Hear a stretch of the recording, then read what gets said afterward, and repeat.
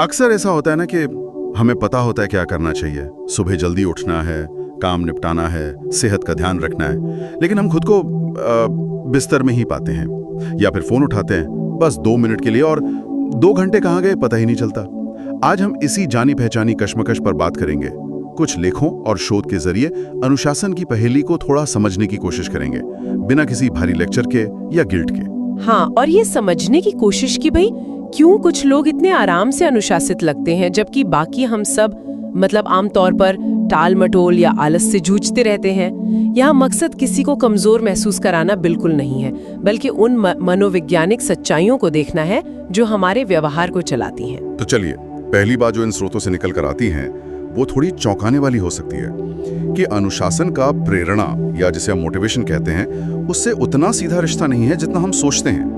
James clear, जिन्होंने atomic habits लिखी है, वो भी कुछ ऐसा ही कहते हैं। प्रेरणा तो लहर की तरह है, आती जाती रहती है, पर अनुशासन वो तब टिकता है जब एक ढांचा बन जाता है, एक सिस्टम तैयार हो जाता है। जैसे हम रोज ब्रश करते हैं, है ना, उसके लिए हम मोटिवेशन थोड़ी ढूंढते हैं, वो बस आदत है, दिनचर्या का हिस्सा है। बिल्कुल सोचने वाली बात है ये। इसका मतलब तो ये हुआ कि जिन कामों को हम टालते रहते हैं, चाहे वो कोई मुश्किल प्रोजेक्ट हो, पढ़ाई हो या फिर कसरत ही क्यों ना हो, उनके लिए प्रेरणा का इंतजार करना शायद सही तरीका नहीं है।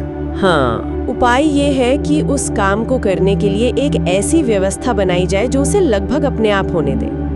तो असल हैक मोटिवेशन ढूंढना नहीं है, बल्कि अपने माहौल को, अपनी दिनचर्या को ऐसा बनाना है कि जरूरी कामों के लिए मोटिवेशन की जरूरत ही कम पड़े। ठीक है, तो अगर प्रेरणा वो चाबी नहीं है तो फिर इस आलस का क्या करें?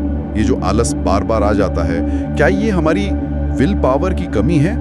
स्टैनफोर्ड यूनिवर्सिटी का एक शोध कुछ और ही कहता है। हमारा दिमाग, उसकी बनावट ही ऐसी है कि वो तत्काल मिलने वाले आराम या मजे को लंबे समय के फायदों पर तरजीह देता है। हाँ, मतलब आलस महसूस करना कोई हमारी पर्सनल कमी नहीं है, बल्कि हमारे दिमाग का एक तरह से डिफॉल्ट मोड है।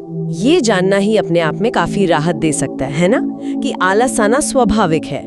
लेकिन असली खेल तब शुरू होता है जब हम इस पर रिएक्ट करते हैं।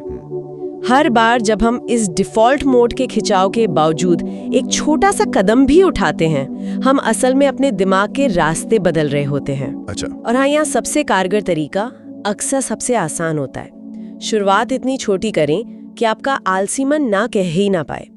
बस 2 मिनट के लिए काम खोलना, या सिर्फ एक पुशअप करना, या किताब का सिर्फ एक पैरा पढ़ लेना। ये सुनने में भले ही छोटे लगें, पर यही वो चीजें हैं जो मोमेंटम बनाती हैं। और हाँ, ये बात माहौल या अपने आसपास के परिवेश वाले बिंदु से भी जुड़ती है।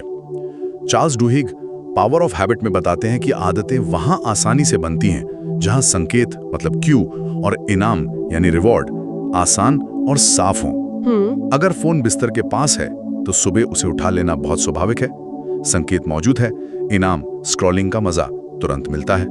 लेकिन अगर अलार्म घड़ी दूर रखी हो और काम करने की मेज साफ सुथरी तैयार हो, तो माहौल आपको अनुशासन की तरफ थोड़ा धकेलता है। बिल्कुल, अपने माहौल को जानबूझकर अपने लक्ष्यों के हिसाब से ढालना, ये अनुशासन बनाने की सबसे असरदार रणनीतियों में से एक है।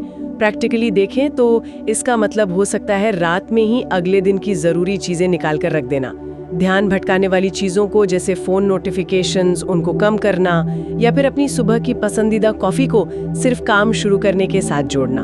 एक तरह से हम बाहरी संकेतों को अपने अंदरूनी लक्ष्यों का साथी बना सकते हैं। और एक आखिरी लेकिन शायद सबसे जरूरी बात, ध्यान कोशिश पर दें, नतीजे पर नहीं। हम अक्सर दिन के अंत में खुद को जज करते हैं, अरे आज कुछ खास नहीं कर पाया, मतलब मैं आलसी हूँ। शायद यही नजरिया हमें पीछे खींचता है। अनुशासन का मतलब हर दिन परफेक्ट होना नहीं है। सही बात है। बल्कि रोज कोशिश करते रहना है, चाहे वो कोशिश कितनी भी छोटी क्यों ना लगे। ये समझना बहुत जरूरी है कि हर बार जब आप थोड़ी सी मुश्किल चुनते हैं, आराम छोड़कर, चाहे वो सिर्फ 5 मिनट के लिए ही क्यों ना हो, आप जीत रहे होते हैं।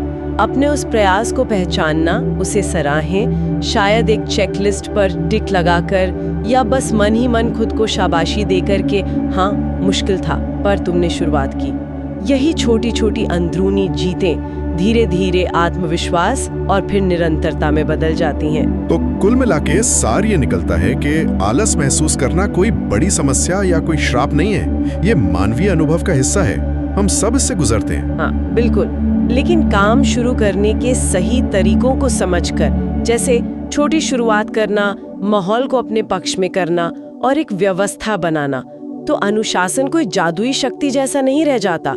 ये एक कौशल बन जाता है जिसे धीरे धीरे सीखा जा सकता है, डेवलप किया जा सकता है, कोई भी, हर कोई। और शायद यहाँ रुककर ये सोचने वाली बात है कि हम अपने उन छोटे रोजमर्रा के प्रयासों को किस नजर से देखते हैं।